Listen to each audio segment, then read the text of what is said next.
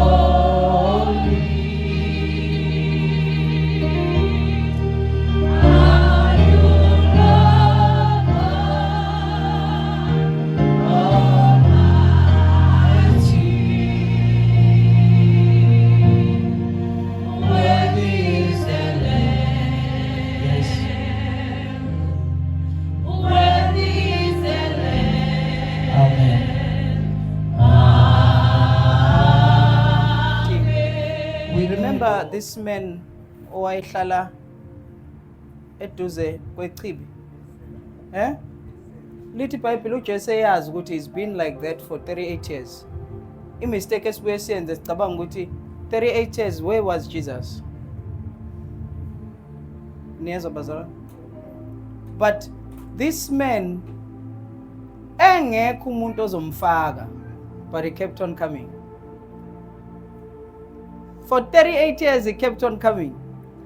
Bemeqela, but he never gave up. Up until kufika uJesu. uJesu mayifika again uthi, do you want to be well? Do you want to be made well? Uthi, I have no man. Lithi azi ukuthi ubekule simo for 38 years. Bangathi namhlanje uNkulunkulu mayesekubuza ukuthi, do you want to be made well? Ungalokho uchaza izinto eziningi ngoba uyazi ukuthi ubukule condition for how many years. Mayichaza, I have no man. Ozongifaka echibini. Ingilosi imizamazamisa uthi uJesu thatha uhlaka lakho uhambe. You are telling me stories. May we not sokufika ibreakthrough yethu. Ngiyamthanda ublind Bartimaeus. Blind Bartimaeus kwaba ngumsindo wathi kwenzakala nothi uJesu wathi never amehla mlawa kuyena uJesu. Waba ngumsindo ukudlula laba banamehlo ngoba sometimes mukhala la people will not understand because banamehlo. Umungathi uya scream wena, they will not understand because inkinga obhekane nayo bona babhekene nayo. So don't look at your neighbor and ubudinga wena usizo uNkulunkulu. Memeza ukudlula laba abamemezayo. Angisho ukuthi ngomlomo ngeheart. Memeza ngenhliziyo.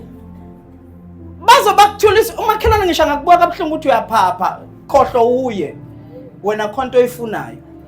Mhlambe lento oyifuna unayo. Because bamthulisa ublind Bartimaeus banamehle nakanawo.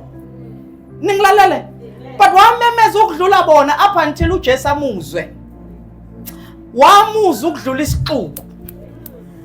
Bazalwane khona indlela uNkulunkulu asizwa ngayo.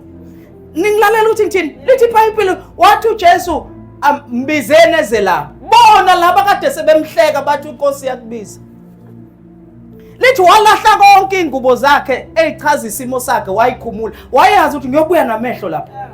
Angisazubuyela kule ndawo engiphuma kuyona. Walahla konke. Kodwa ngiyamthanda uJesu mayifika kuye. Mayifika kuye lento ukuthi uJesu ufuna ngikwenzeleni. Akaboni yini ukuthi akaboni, akafuna ukuphapha. Mhlawumbe ufuna imali. Ufuna ngikwenzeleni ukuba mangibone. Finish. Alokho chaza into yazi Nkosi bengithi ngiyakubiza lapha laba balokho bengithulisa kade ngiqale hayibo usukimi nje manje Hankosi uthuleleni ngihlupheka kade hayi usukuye manje musulokho Hankosi mina njengoba nginjani nabazali ngalahla uma nami uma ngimazi hayibo phuma lapho ufuna ngikwenze Hankosi mina hayi anebe la idora sidingi umbuzo uthi ufuna uJesu akwenze leni finish usho one word and kuba mangibone ukuba mangiphile ukuba finish ngalokho uchaza into okay baba mhlambe lento yinde angazi ngizoyiqala kuphi ungayiqala ndawo bayangizwa ukuthi kuthini ningilalela ngithi udla isikhathi ngoba manje inkosi ibhizi fanele iye kwenye indawo Glory to Jesus. Oh, clap hands for the Holy Spirit. Clap hands for the Holy Spirit, yes. Clap hands for the Holy Spirit. Clap hands for the Holy Spirit. Clap hands for the Holy Ghost. Clap hands for the Holy Ghost. Yeah, let's sit down so we can work. Ibandla lishiwanga nabafundisi. Lishiwe nomoya ingcwele. Bayangizwa ngithini? Ibandla lishiwe? Alishiwanga nathi. Thina fanele sithi. Mase sithi. Samuel wokuqala chapter 16 verse 1 to 7.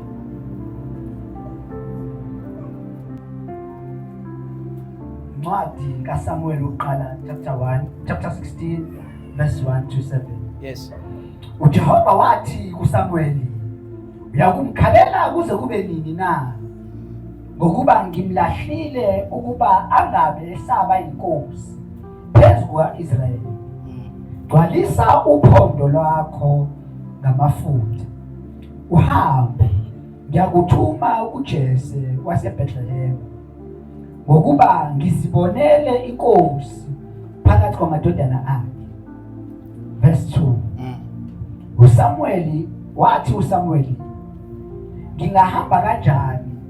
Uma uSawule kuzwa, uyakungibulala. uJehova wathi, hamba nesithokazi uthi, ngize ukuhlabela uJehova. Verse 3. Mbize uJese ehlabeni, ngiyakukwazisa ukuthi uyakwenzani. Uyakungcobela lowo engiyakusho kuwe. Verse 4. uSamuel wenza lokho akushoyo uJehova, waya eBhethlehema. Amalunga omuzi amhlangabeza ethuthumela, athi, ukufika kwakho kunokuthula na? Verse 5. Wathi yebo kunokuthula, ngize ukuhlabela uJehova. Zingcweliseni nize nami ekuhlabeni. Wabangcwelisa uJese namadodana akhe. Wabiza ukuba beze ekuhlabeni. Verse 6. Kwathi sebefikile, wabheka uEliyabe wathi, impela ogcotshiweyo kaJehova umi phambi kwakhe. Yes. Verse 7. Kepha uJehova wathi kuSamuel, ungabheki isimo sakhe nobude bomzimba wakhe, ngokuba ngimalile. Lokhu uJehova engabukiso komuntu. Umuntu ubheka okusemehlweni, kepha uJehova ubheka okusenhliziyweni. Thandaza. Liphilile, lingcwele. Ekuseni uNkulunkulu uthona amandla ukukhuluma ngalo. Singabantwana bakho, themba mawuthongcwele izwi lakho. uNkulunkulu uthona amandla onke asize. Sizokhe ukuthunjinwa usindiso nasekuseni ke uNkulunkulu uthongcwele khuluma ngalizwi lakho. Udunyiswe wena wedwa in Jesus name. I want to greet all the pastors that are here. Let's clap hands for the pastors. I honor you. I thank you. It's not a small thing vakashelwa abafundisi. May God increase you and bless you. Amen. Now, verse 7 says, "But the Lord said to Samuel, don't judge by his appearance or height, for I have rejected him. The Lord doesn't see things the way you see them. People judge by outward appearance, but the Lord looks at the heart." Today's message, I want to speak about the purity of heart. I want to speak about the purity of Bani Bazalwane? Of heart. Allow me to say that awukakafiki khona uma ungaka understandi le ndatshana encane nje ephathelene nenhliziyo. In fact, ivangeli lonke livalelwe enhlizweni. Ngamamazwi, if you miss inhliziyo, you have missed the gospel. And that's one of the things that we ignore the most, the heart. And that's one of the things that God watches the most, the heart. So today I want to challenge you. I want the Holy Spirit to put a spiritual endoscope and look at our hearts and see ukuthi yini into esigulisayo enhlizweni zethu, and then enze i-heart transfusion. Nangis ya nimvumele namhlanje ayisquash. Nangis ya nimvumele namhlanje njengama grapes mokwenziwa i-wine press ayithi isonda lithi uyizwi limala, uyizwi inhliziyo ngoba manje akazukhonzeka kahle ngale nhliziyo nje. Niyayizwa leyo ndaba ngithi ya inhliziyo idide nabaprofeti.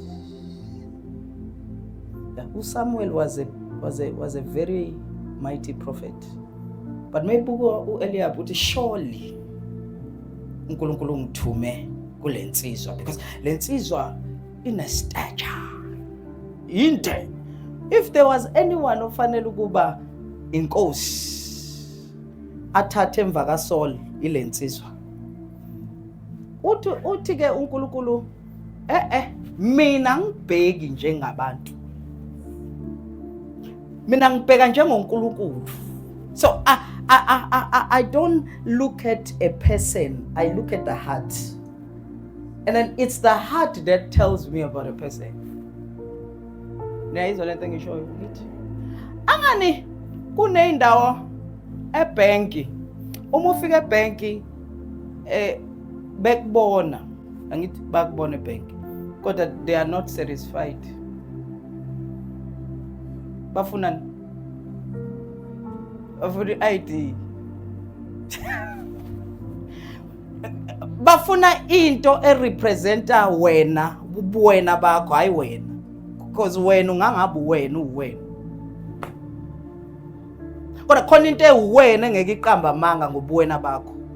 So nawe ke uNkulunkulu ana ndaba nawe, ufuna ID.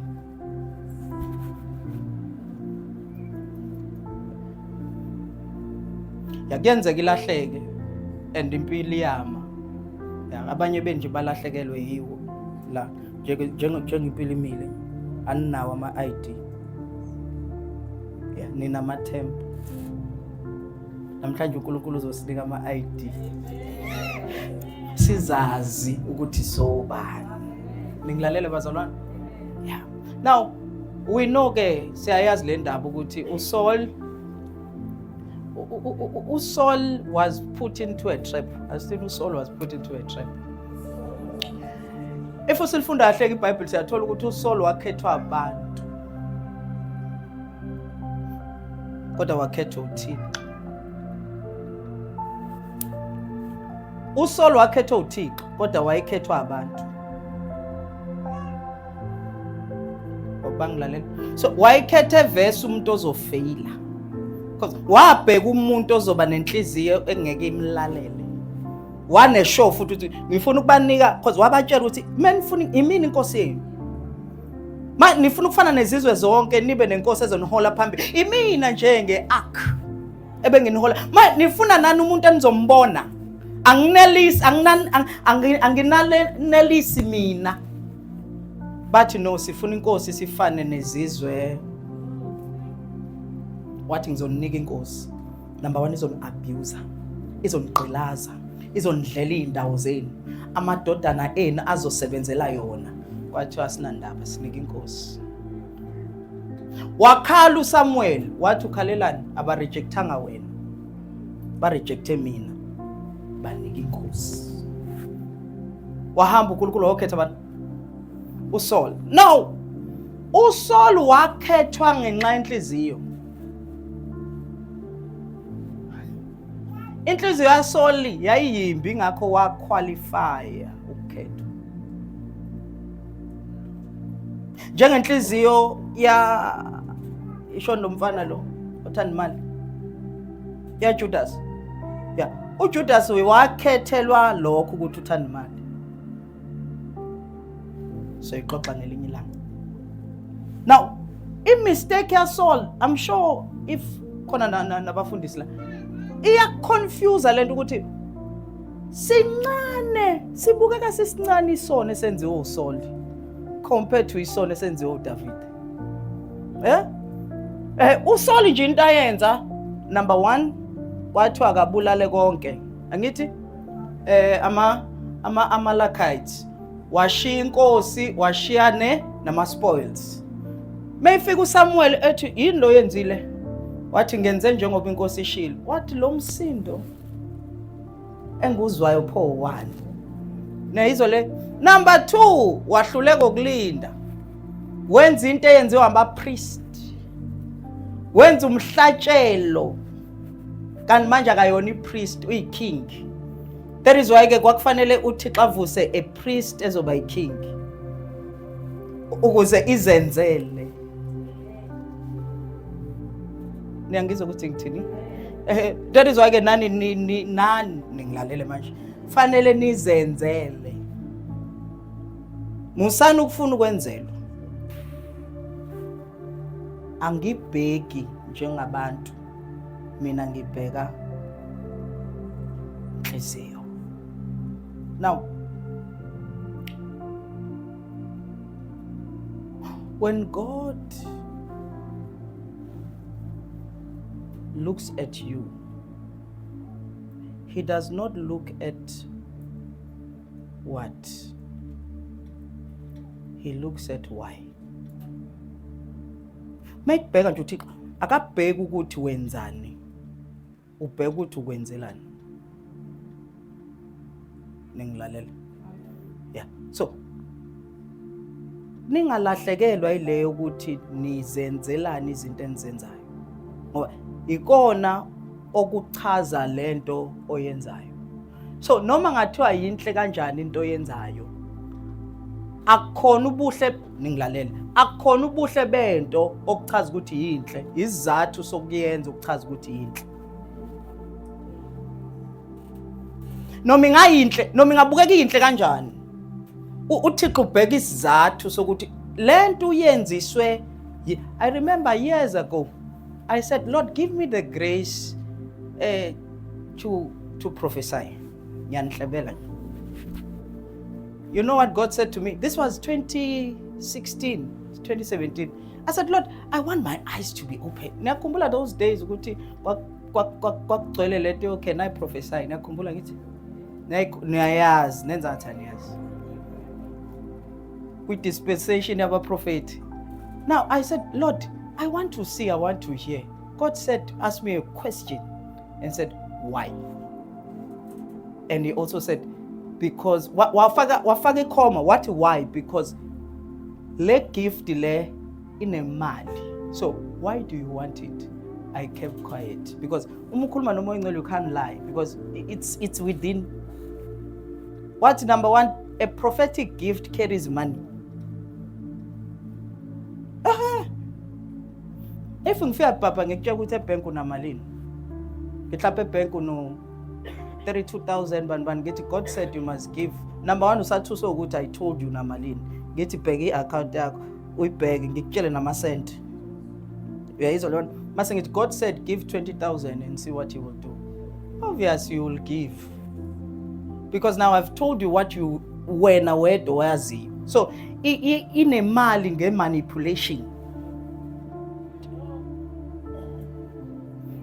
My question to you is that if I tell you unamali in a bank, how will that help you? Because see, listen, uThixo akabheki njengoba kade ninikela akabheki imali ubheka isizathu. The reason why ngathi niyanikela nibusiseki isizathu inhliziyo yenu ikulo 100 rand. Ayikho ekutheni inkosi kulokho osungenzele kona ngiyabonga. Ningilalela uthi ngithini nini? Lalelani ke bazalwane. Lalelani.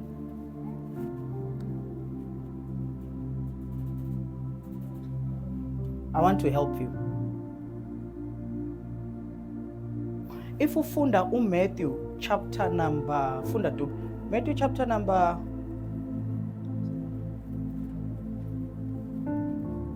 6 from verse 5 to 8 uthini? Namhlanje kuna sidila nenhliziyo kunento engifuna niyibone namhlanje ezonilekelela. Funda ke Matthew 6 verse 5. uthini verse 5? Nalapho nikhuleka. Yeah, Jesus is teaching about prayer here, yeah? Ningabi njengabasenzisi. Ngokuba bethanda ukukhuleka bemi emasinagogi. Nasezinhlanganweni zezindlela ukuba babonwe ngabantu. Ngiqinisile ngithi kini sebewamukele umvuzo wabo. Lalelani. Njengoba besuka endlini begqoka imjivu bethi sisaye empambanweni siyokhuleka. Umvuzo wabo lo ave bekhuleka. They will never receive anything from God because their motive was to be seen praying.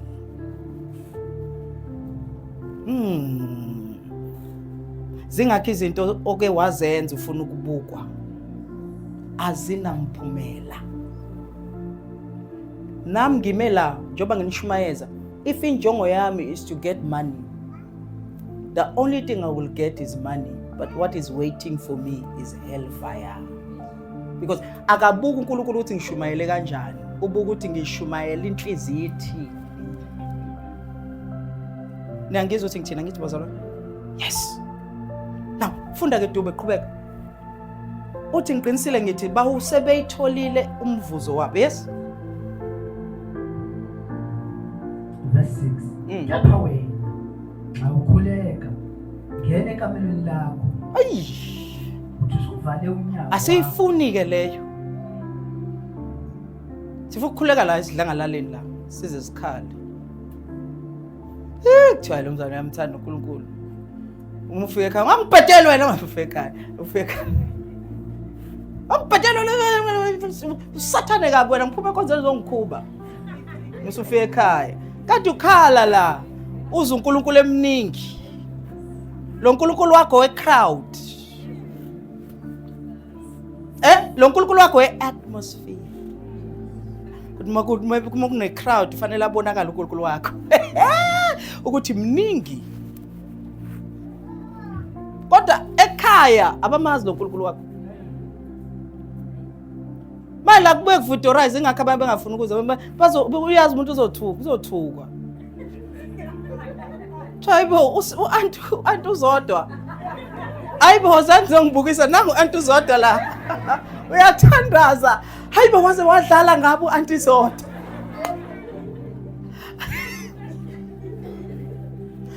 U-anti uzodwa njengoba kade ekumala umandla nje izolo. Anti uzodwa. antizodwa. Nizobe seniufumeneke umvuzo. Kodwa menikhuleka hamba novala.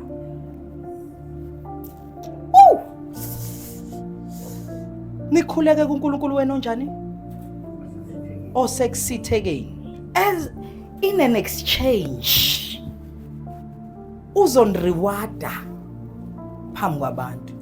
Uma ubona ngathi la kuya rewardwa, it's because I go and cry and say, Lord, whatever you are doing, I don't know what you are doing. Angazi bizwa ngani, but I'm not part of it. Qhubeka uyenze lento oyenzayo ngoba abantu bakho ibandla lakho. Angipretend njengoba ngilokho ngithi ibandla lakho. Ababangibone ku TikTok ngithi hey man of God, hey mfundisi ukuyakho. Angenzela u TikTok. Nginje bayazi for many years I speak like this. Angenzela u TikTok. I'm not doing this thing for TikTok. I-message yami nje injalo ithi hlephula umuntu. Ongafuna ukuhlephuka duba hambe. Sishaya izandla. Sithi Nkosi, wena oyaziyo leyamvu, wena ozoyisukela ushiye 99, hayi mina.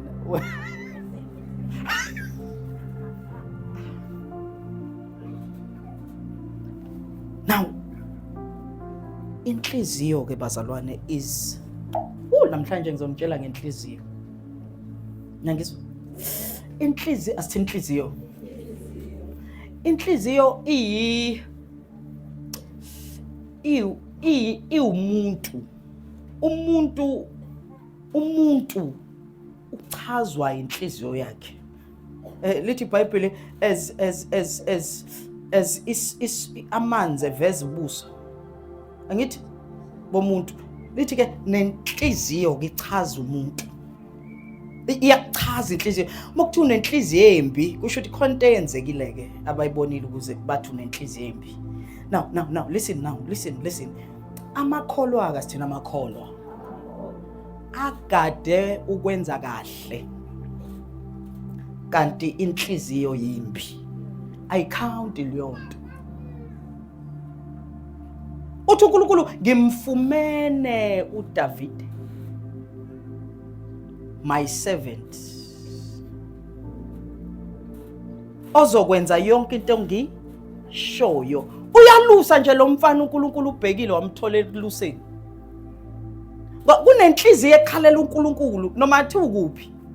Hayi ngizwe ukuthi kuthini. Noma ngathi ukuphi, noma athi ulele phansi, noma athi ulele esikebheni, noma athi ulala ungadlanga, kodwa kunenhliziyo. Engakho ke kwesisikhathi uNkulunkulu uyakwazi ukuswela umuntu niba ngaka niswele. Ngithi nigcwele kanje athi but I sought for a man. Because kuyena akuyona akafuna umuntu, ufuna inhliziyo. Niyakwazi ukuza la iregister kodwa ube absent because isidumbu sila inhliziyo isekhaya. Bayangizwa ukuthi ngithini? Asithini inhliziyo. Asithini moya ingcwele isiqwashe. Isike phakathi. Ukhiphe konke ongakuthandi. Ufake okuthandayo. Yeah, so into uNkulunkulu angayithandi. Ningilalela? Kunezinto azizondayo. Kunezinto uNkulunkulu azizondayo. Niyazazi izinto ayizondayo? Niyazazi? Umjolo. Ngisho umjolo. Ave nothanda. Angisho umjolo. Kunento uNkulunkulu ayizondayo. Iyalapha dube ku Proverbs chapter number 6 from verse 16 upake ku 19. Balindeke. Namhlanje sisodila nenhliziyo. Ebazalwane uNkulunkulu kunezinto ayizondayo. Sizoyibuka lezi zinto ayizondayo. uNkulunkulu masizwe into ukuthi uyayizonda kufanele siqaphele bazalwane ingeke. Uyayizonda ke lezi zinto. Incwadi yeZaga chapter 6 verse 16. Kukhona izinto eziyisithupha azizondayo uJehova. Nilalela kodwa. Kukhona qhubeka dubu. Yebo, eziyisikhombisa eziyisinengiso emphefumulweni wakhe. Verse 17. Amehlo azidlayo nolwimi lamanga, nezandla ezichitha igazi elingenacala. 18. Nenhliziyo eceba imicabango emibi, nezinyawo ezishesha ukugijimela ebubini. Verse 19. Nofakazi wamanga, uphafuza inkohliso, ubanga ukuxabana phakathi kwabazalwane. Uyayizonda uNkulunkulu lezo zinto. Uverse 18 uthini nge-Amplified? Inhliziyo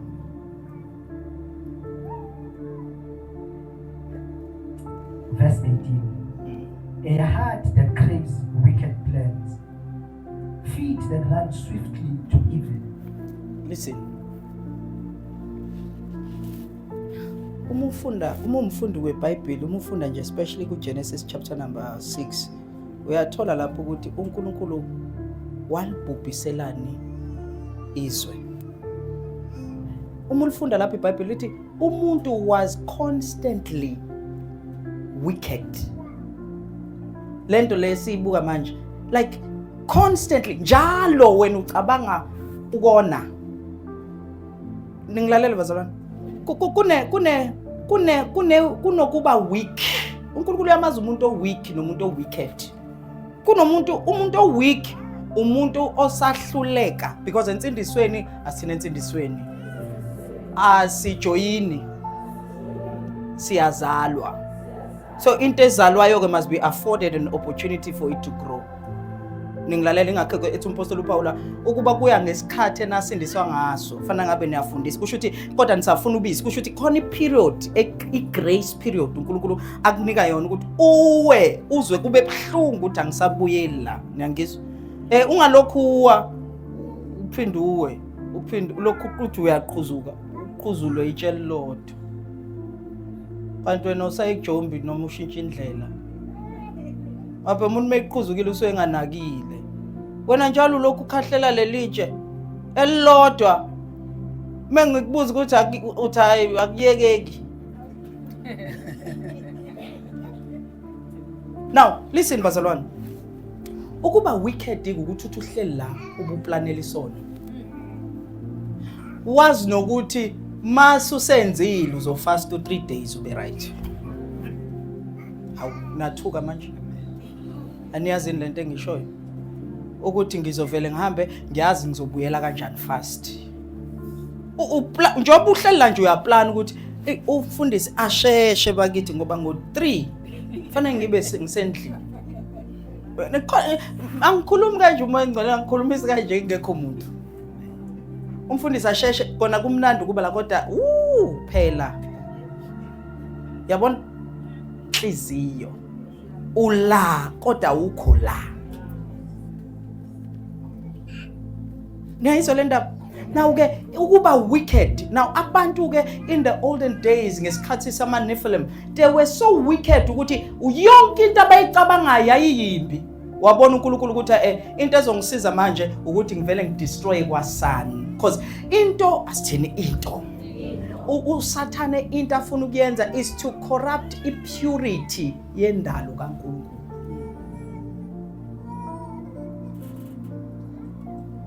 Now kwaze kwasala abantu bazalwane uNoah. He was the only righteous man. Kusho ukuthi uNoah wayesaba okubi. Uma ubona nje ungasasaba okubi inhliziyo yakho namhlanje fanele isikhale. Ungasabi na guilty. Osazweli nje wena ukuthi yazi. Ngaze saze samhleba usibanibani. Akuzweli nje. Because manje ngithi njalo ngijaha ukuthi vela sijoli, vela siphuzi. Ukuhleba. Njoba sihleba kangaka bahleba bazalwane. Bayahleba bazalwane. Hayibo.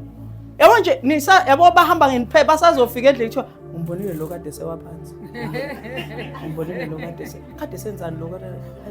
No, ekona kumnandi kodwa kuyadonswa bo.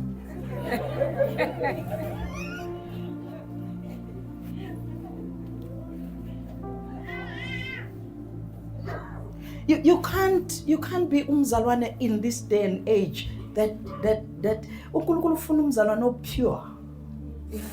pure. Ngisho ungafika ngo-12 uzomfica ezilalele peacefully. Ningilalele bazalwane uthi ngithini kunini. Ngisho ungaqhamuka nini uthi wa uzomfica ethi uJesu inkosi. Ngisho ungaqhamuka ngemuva uthi wenzani la uzothi ngidumisa uNkulunkulu yini. Yabo? Hayi wena uzokuthi mengikunyonyobela. Ngithi mengithi wa ufihla idosha.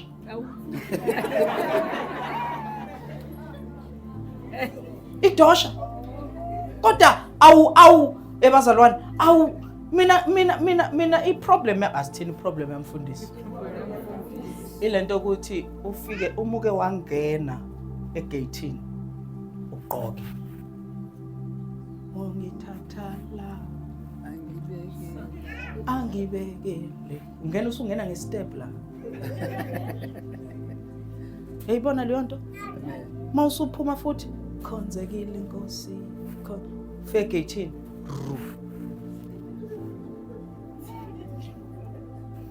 Alisafakwa ke. Joyeni liphumile. Soku sister bani. Soku brother bani. Inhliziyo, insindiso is of the heart. Kuthi abantu abathakathayo bave besonto. Yawuza uyebo. Ngempela because it's the only way they hide their evilness. Ukuthi uthakatha her. Kodwa ave chorus yena uqala amaculo enkonzweni. Inhliziyo bazalwane, it's so important. The Bible says mufunda lapha ku Romans lithi siya kholwa ngani ngenhliziyo ne Yes. sivume Ngomlomo. ngomlomo kube Ukusindisa. nayo leyo kusafanele sichaze because so which means umuntu ongakwazi ukukhuluma kasindiswa.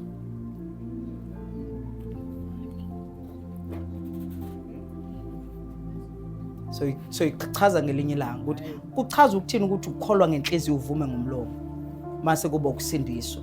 Akuyona i-road map yokusindiswa. I-road map yokusindiswa is to believe what Jesus has done for you. And when you are confessing the lordship of Jesus to others. Ukuthi lalela kunendoda esengiyitholile. Now that's confession because in nature insindiso awukwazi ukuthula nayo. Niyangizwa ukuthi ngithini? But ayukuthi uyakholwa uvume kuba ukusindiswa. Noma singathi ishona emva kwami la anisindiswa. Ukhona yena umuntu oshada ngama-vows amfundisi kuphela? Umfundisi uthi isho emva uyamthatha. Masethi ke isho ke nawe. Angithi? Ningilalela ukuthi ngithini? So nakusindiswa kwakho kudinga inhliziyo. And inhliziyo bazalwane is the center. It's the core. It's what directs your life. Imiyimbi noma ungasmile kangakanani, things will not work.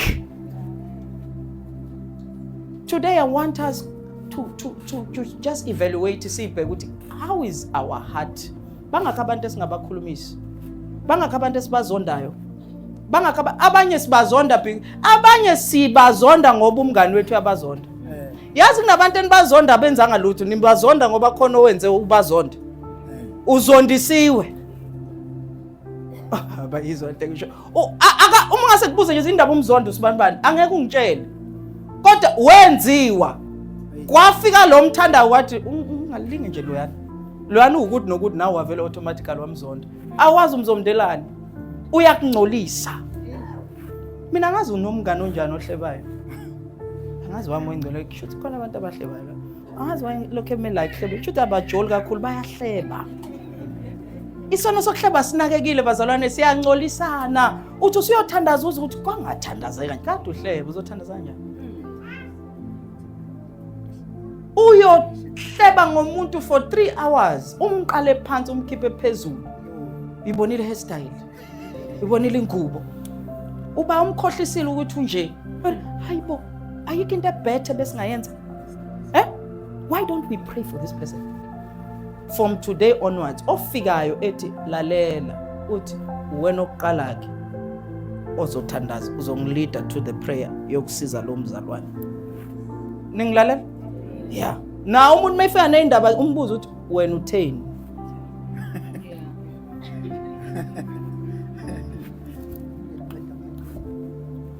Now, you can fool men, but you can't fool God.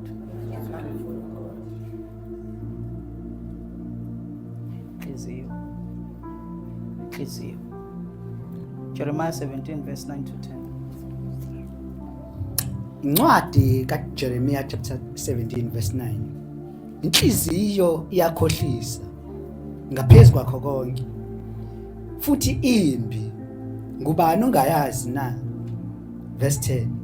Mina Jehova ngivivinya inhliziyo. Ngihlola izinso ukuba nginike kube yilona lowo njengezindlela zakhe njengezithelo zezenzo zakhe. Na izwa leyo part bazalwane. This is very serious. These are the message that you don't hear these days. The only message you hear these days is that 5 keys on how God can answer your prayers. Inhliziyo yimbi umkhohlisi. How many of you have inhliziyo yakho lied to you ngezinto? Sineyingane manje bazalwane nqa inhliziyo. Nathula. Sineyingane singashadile. Ngiyayikhuluma leyo because of our hearts. Ithi uye lo. Iqamba manga. Inkosi. Ithi lo angeke akushiye. Inamanga. Akushiye uthola omunye. Ithi lo akafani nalo.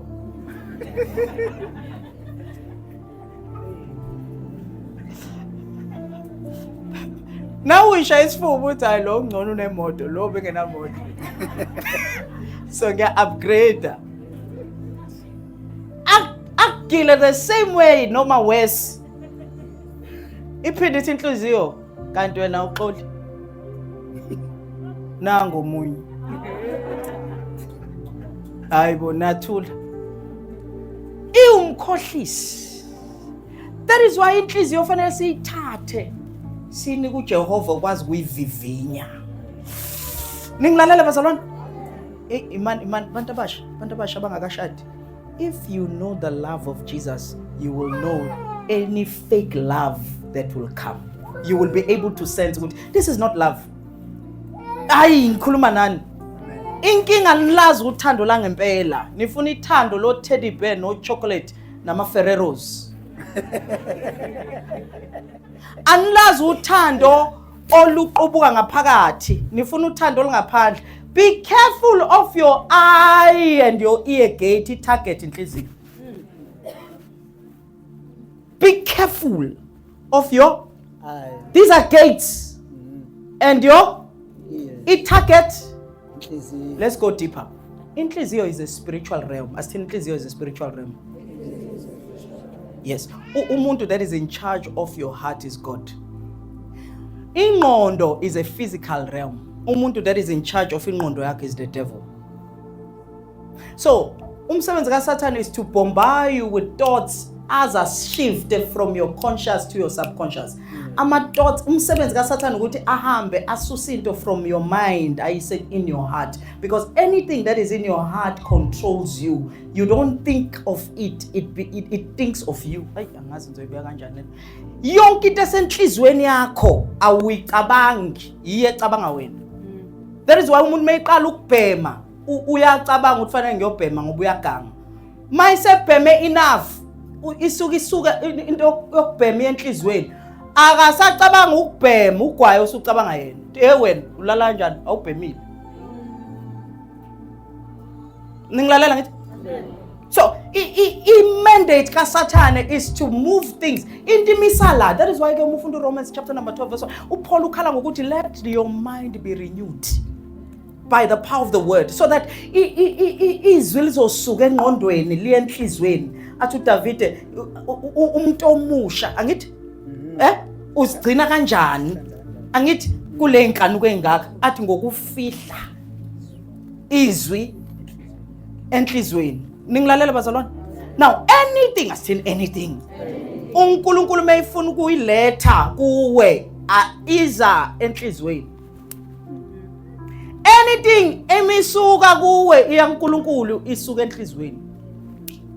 That is why ke ethi ngazi ningakakhulumi because uNkulunkulu umlomo awubalekile ukudlula inhliziyo.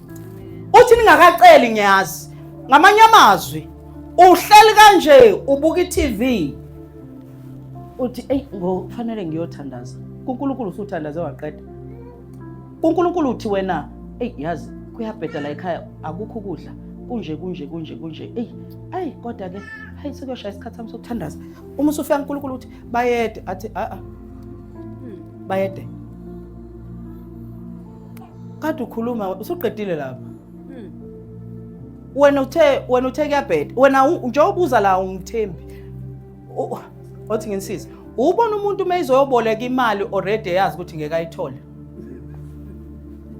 Listen. Athi ngisayolahlela. Listen. Ningilala. Athi ngicela ngiboleka u200. Ningilalele kahle.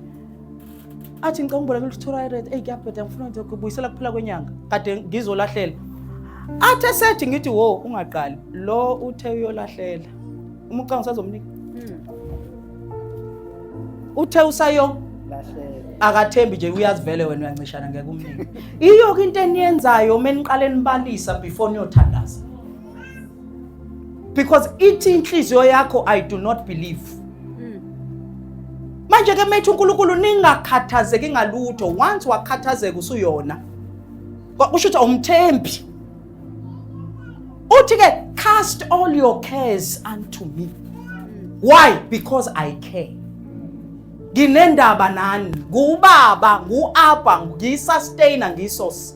Ngamamazi uthi uNkulunkulu ngeke ngimzale mase ngiyanilahla.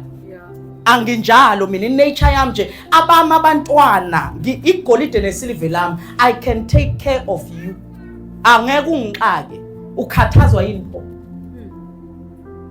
Ofunde nangincane. Ofunde uJohn chapter number 14. Verse 1. Ngimele David. Ifunda ke lo. Inhliziyo yenu mayingakhathazeki. Hayi ingqondo. Ingqondo ngaphithiza. Kodwa inhliziyo yenza sho. Uthi uDavid la ngifikelwa khona okwesaba. Ngiyakuthemba. Kusho ukuthi akaphiki ukuthi kuzofika ukwesaba. Ngoba ingqondo izosaba kodwa inhliziyo ithemba uJehova. Ningilalele bazalwane ukuthi nini yenza sure ukuthi noma ingqondo kungaphithiza. Ofunda uPhilippians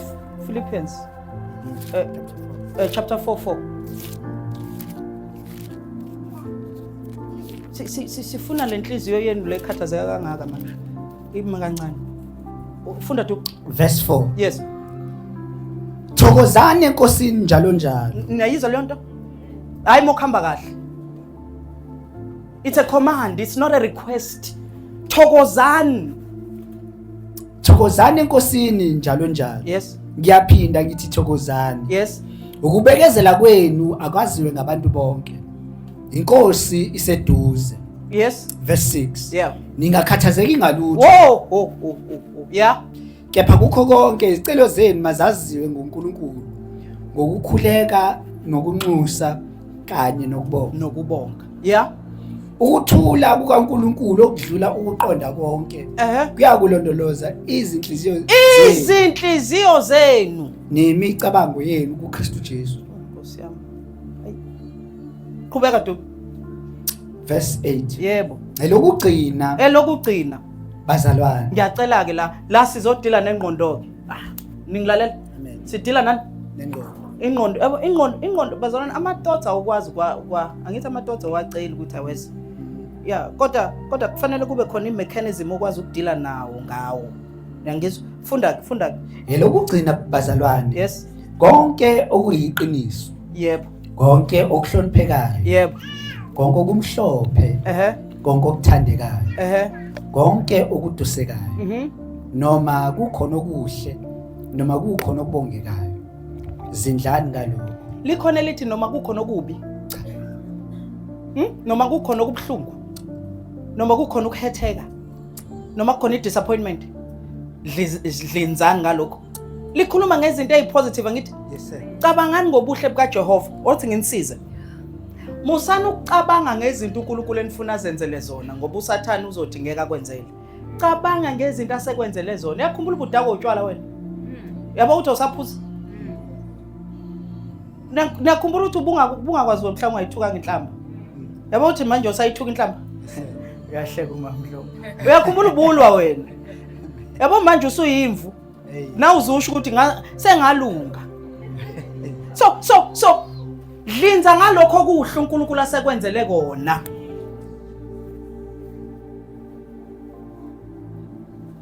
inhliziyo yethu mayingakhathazeki James 4:1-3 yes zivelaphi izinto nokulwa kuvelaphi phakathi kwenu na yeah akuveli yini ezinkanukweni zenu ezilwayo ezithweni zenu na yeah verse 2 niyafisa nokho aninalutho niyabulala ninomhawu nokho anizuzi lutho niyalwa nenza impi aninalutho ngokuba ningaceli niyacela nokho anamukeliswa ngokuba nicela kabi ukuze nikuchithele ezinkanukweni zenu verse 4 ziphingi anazi yini ukuthi ukuthanda izwe kungubutha kuNkulunkulu na asime lapho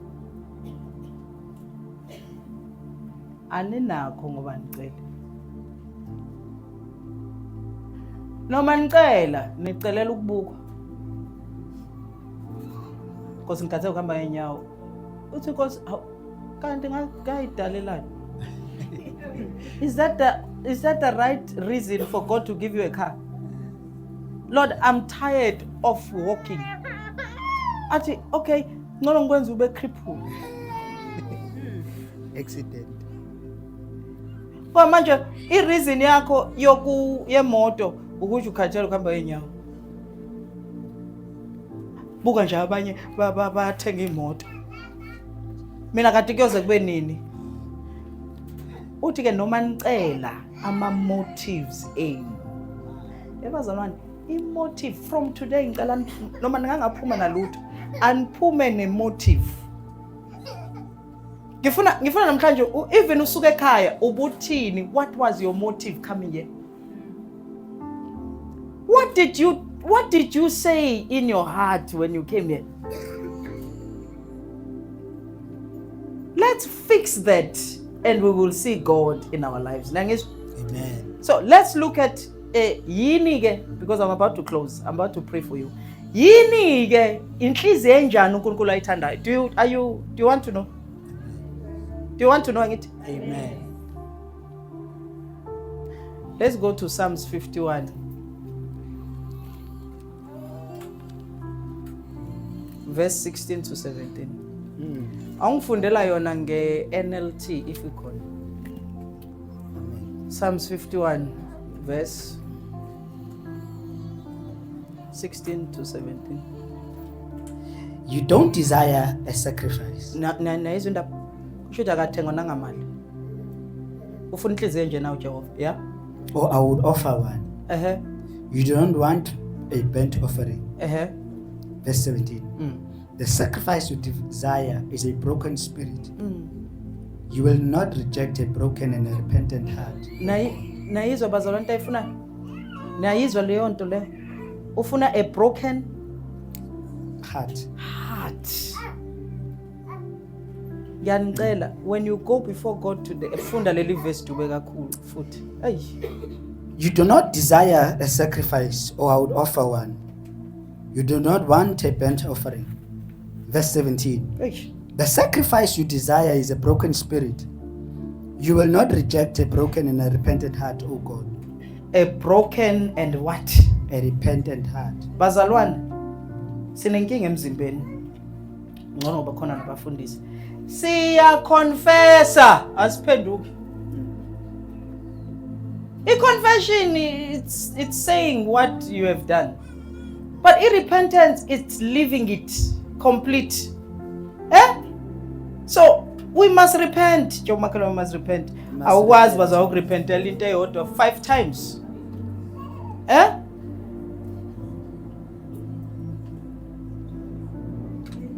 Into eyodwa.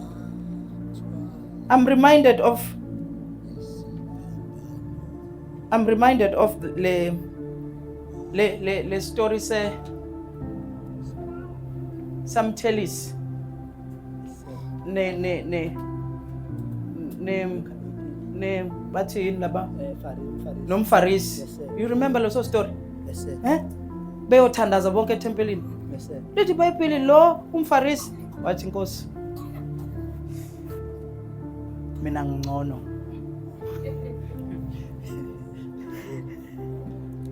Lord help us. Lord ngingcono mina kunalo amthelisi. Mina ngiyafasta kabili ngikhipha futhi izishumi zakho konke enginakho. Lithi lo wayengafuni ukusondela. That's what we must be like.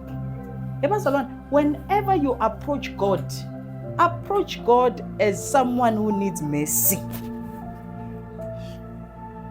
Ningilalela ngithini? Let your heart iye kuNkulunkulu ithi Nkosi, me I'm a sinner. You are so holy that, do you know that God is so holy that you can even sin while you are asleep?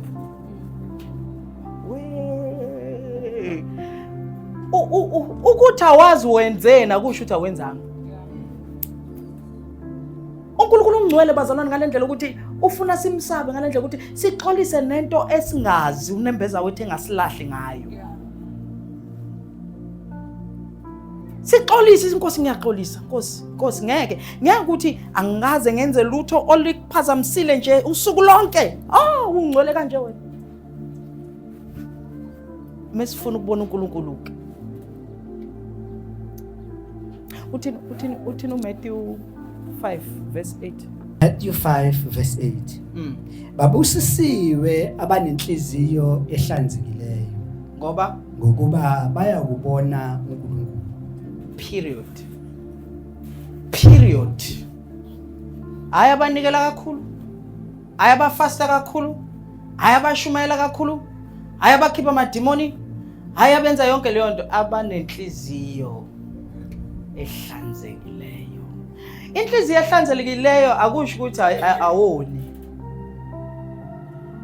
Kodwa uthi mayisowonile akhale.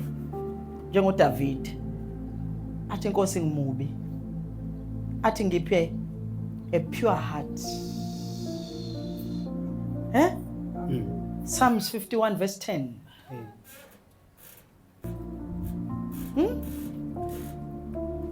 Create in me. Iyonto engifuna sikhalela namhlanje. Ngifuna uNkulunkulu acreate gogo inhliziyo entsha. Mina ngifundile. Psalms 51 verse 10. Hayi le angifundile. Hayi le yimbi le. Yimbi le. Hayi yimbi le. No yimbi le. Yeah. Yimbi kodwa yona umuthi ayiyimbe yakho iyona ekukhohlisayo. Nkosi. Ithi akusho wena. Hayi yimbi. Asivume nje inhliziyo zethu zimbi. Sidinga uNkulunkulu ayisusa. Uthini uPsalms? Uthini? Psalms 51 verse 10. uNkulunkulu dala kimi inhliziyo ehlanzekileyo. Uvuse umoya oqinileyo phakathi kwami. Ungangilahle ebusweni bakho. Ungangemuki umoya wakho oyingcwele. Jeremiah 29 verse 13 uthini? This is the verse I want us to remember for the rest of our lives.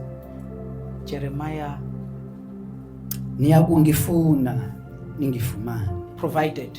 Lapho ningifundisisa inhliziyo yenu. Not partial, not part. If we seek God bazalwane with wholeheartedly, siyakumfumana. Uma ubona ngathi asimfumana uThixo, asimfuni, kunezinto esisayifuna. Uthi niya kunjani Dube? Niyakungifuna Ehhe. ungifumana. Lapho ningifunisisa ngenhliziyo yenu yonke. Hayi niyakufuna izinto engizonenzela zona. Niyofuna bani? Niyofuna yena? Yes, sir. Ngo. Hayi umsebenzi kuye. Hayi ukuphila kuye. Yena. Sifinyelele la ku10 khona noma ngingasaphila ngakhe. Noma ngingasawuthola umsebenzi. Noma lento engikholwayo ngingasenzekanga kodwa Nkosi mina ngifuna wena. Ezekiel 36 verse 26 to 27. Ngiyakuninika inhliziyo entsha. Ngifake phakathi kwenu umoya omusha. Yes. Ngikhiphe inhliziyo yetshe enyameni. Yes. Ngininike inhliziyo yenyama. Yes. Verse 27. Ngiyakufaka umoya wami phakathi kwenu. Yes. Ngenze ukuba nihambe ngezimiso zami. Ngiyakugcina izahlulelo zami nizenze. Yeah. That's what's going to happen now. God will give us a new heart.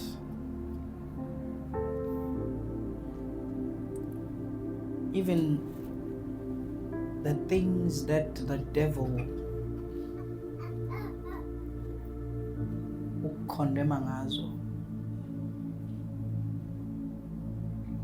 the Lord is giving you a new heart.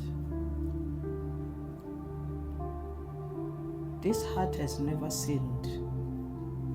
This heart is a pure heart. This heart will allow you to serve God faithfully. Will run away from evil. This heart delights in righteousness.